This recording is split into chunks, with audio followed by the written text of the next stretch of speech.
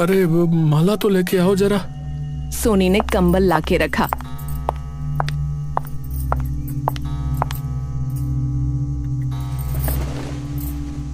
वापस लिया तो नहीं? लिया तो नहीं। विश्वास नहीं है तो खोल कर देख लो ना। माखन ने कंबल खोला। हैं? दो माला? दो माला? माखन ने कंबल उठाकर झाड़ा, उसमें से 2 माला निकली। ये 1 से 2 कैसे हो गई? पहले रुपया फिर अब माला, ई का चक्कर है जी। दोनों माला इसमें वापस रख दो, लगता है कुछ गड़बड़ है।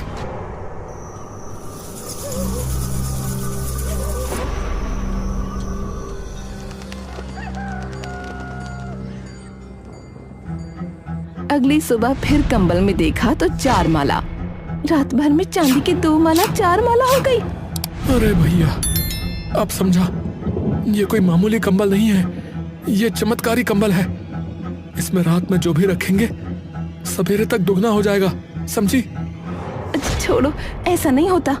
माखन के जाने के बाद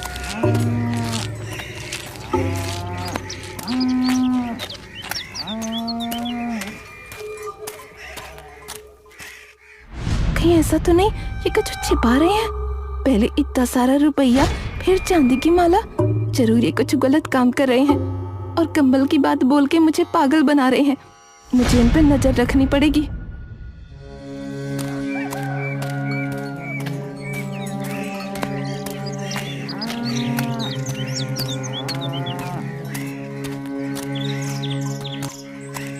रास्ते में माखन, कहीं सोने को छुपा तो नहीं रही? उसके पास 4 चांदी की माला होंगी, मुझसे छिपा कर रखी होगी। पर वो ऐसा क्यों करेगी? 4 माला होंगी भी तो उसी की होंगी। भगवान जाने क्या सच है।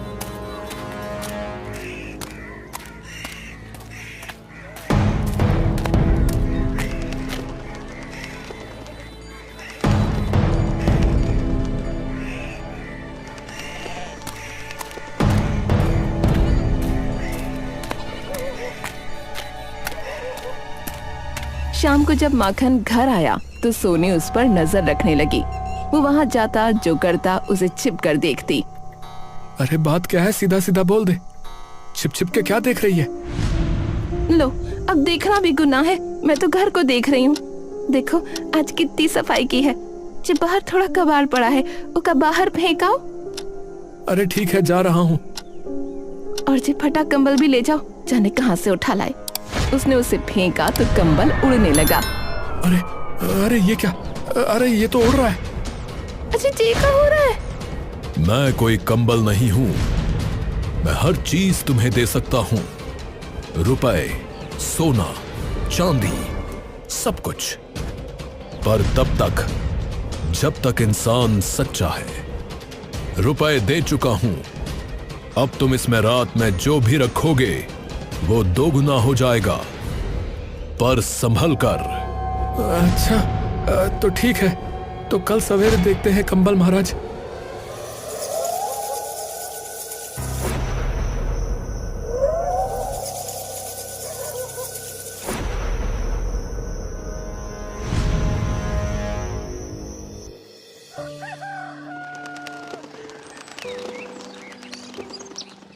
उसने कंबल में धान के थोड़े बीज रखे।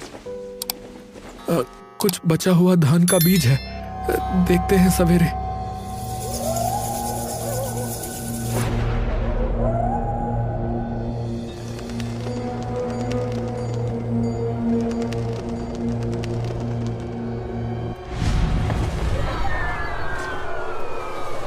अजी ये तो दोगुना हो गया।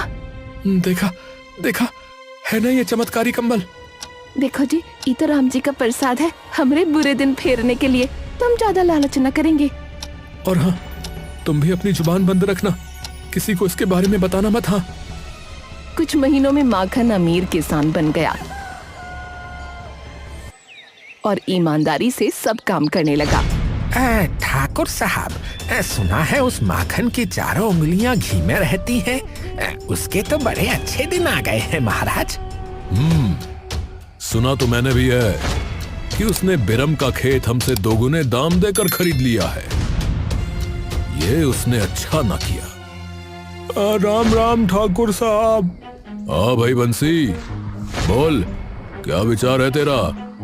ठाकुर साहब, मेरे पास तो जमीन का छोटा सा टुकड़ा है। किसानी से अब परिवार नहीं चलता। सोच रहा हूँ सब बेचकर कर्जा उतार दूं। तो फिर क्या करेगा? शहर जाके मजदूरी कर लूंगा। कम से कम 2 वक्त का खाना तो नसीब होगा। कितने में बेचेगा रे? जो आप ठीक समझो मालिक। ठाकुर और मुंशी ने कुछ बात की। 5,000 से 1 रुपया ऊपर नहीं, समझे? पर ये तो बहुत कम है। देख ले फिर।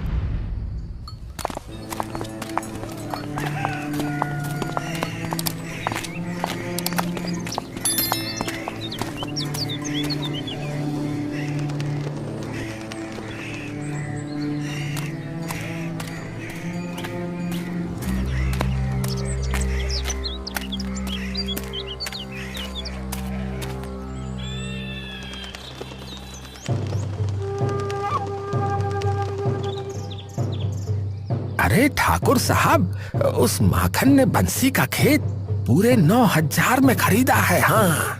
अरे ये कमबख्त माखन इतना रुपया लाया कहां से? जरा पता तो कर। मालिक, किसी और का तो कुछ पता नहीं, पर सुना है उसकी बीवी बड़ी बड़बोली है। तो बस जब तक वो रुपयों का राज नहीं खोलती, चटरी को उसके पीछे लगा दे। जा।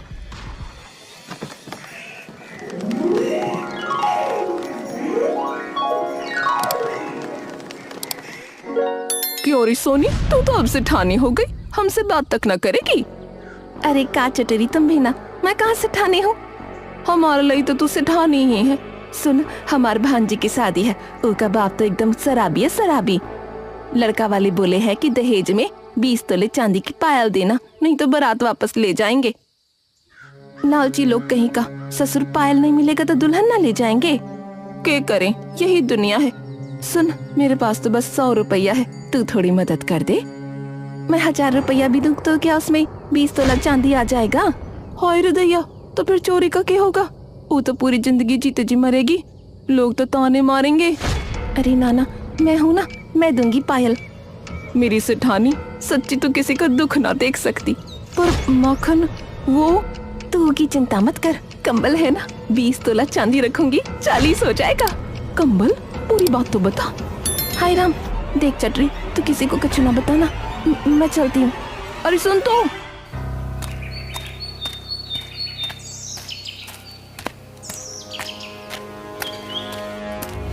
उसके बाद चटरी ने जाकर ठाकुर को सब बता दिया।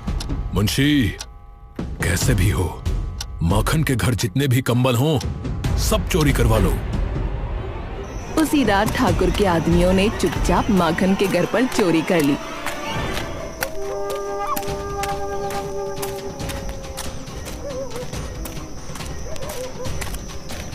और सारे कंबल कपड़े ले गए।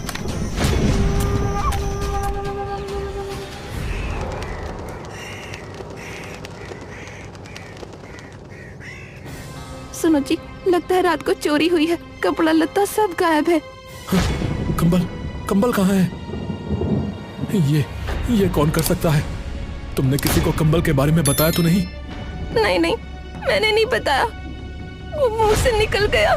मतलब? वो चटरी के सामने मुंह से निकल गई कंबल वाली बात। अरे चटरी, पता है ना वो ठाकुर के यहाँ बतियाती रहती है। ये जरूर ठाकुर का काम है, चलो उसके यहाँ। ठाकुर एक एक कंबल उठाकर फेंकता है। ससुरे के पास बहुत पैसा आ गया है, देखो कितना महंगे महंगे कंबल रखा हुआ है। इसके महंगे महंगे कंबलों में ये फटीचर कंबल। अरे मालिक, दूर करो इसे, इसमें से बास आ रही है।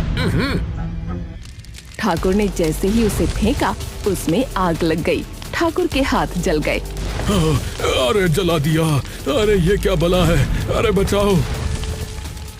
मालिक, जला हुआ कंबल उड़ रहा है मालिक।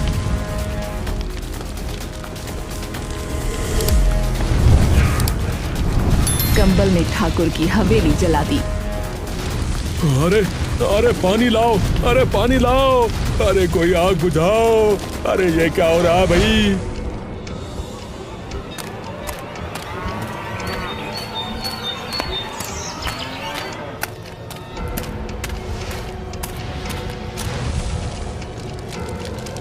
ठाकुर, यह कोई मामूली कंबल नहीं है। इससे अपने बुरे कर्मों की माफी मांग लो, वरना तुम बर्बाद हो जाओगे। अबे चुप कर, हैं? अरे क्या बकवास कर रहा है? ठाकुर साहब माफी मांगेंगे, हैं? जलता कंबल उड़कर आया और उसने मुंशी को धक्का मारा। अरे अरे नहीं नहीं, अरे मुझे बचाओ, अरे मुझे बचाओ, अरे बचाओ, अरे कोई तो बचाओ। ठाकुर, तुमको समझाना मेरा काम था, अब तुम देख लो भैया। आग सब तरफ फैल गई। अरे अरे मुझे माफ कर दो, मुझे माफ कर दो, मुझे माफ कर दो। अब तक तुमने बेईमानी से जितना कुछ कमाया है मैं सब जला दूंगा। नहीं नहीं नहीं, अरे मैं बर्बाद हो जाऊंगा, मैं लुट जाऊंगा। अरे मुझे माफ कर दो, अब मैं बेईमानी छोड़ दूंगा, मैं लालच भी नहीं करूंगा, मैं सच कह रहा हूं। हे कंबल महाराज, इसे माफ कर दो। तो ठीक है, तुम लोग जब तक ईमानदारी से काम करोगे और दूसरों की मदद करते रहोगे तब तक तुम्हें कुछ नहीं होगा। तो ठीक है, अब मैं चलता हूं। कंबल उड़ गया।